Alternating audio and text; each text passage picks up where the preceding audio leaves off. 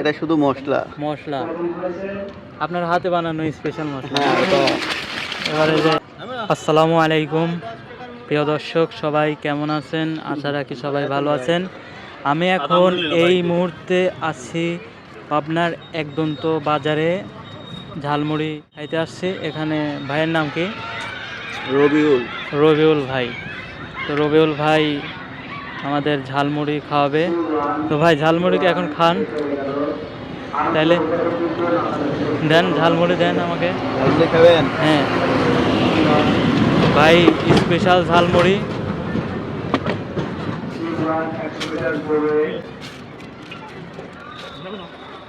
ঝাল কিরকম খান? দেন, ঝাল যতটুকু পারেন দেন, খাওয়ার মতো হলেই হলো। এটা কি দিচ্ছেন? ছোলা? হ্যাঁ, ছোলা। আর বললেন কি কি দেন এখানে? বিট লবণ। বিট লবণ দিল।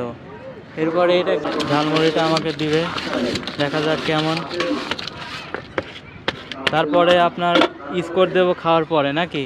হ্যাঁ, খায় দেখেন। টেস্টি সল্ট কম দেন, টেস্টি সল্ট খাওয়া একটু। স্পেশাল মুড়ির ব্যবহার করবেন। আচ্ছা, তো দেন দেখি কেমন স্বাদ।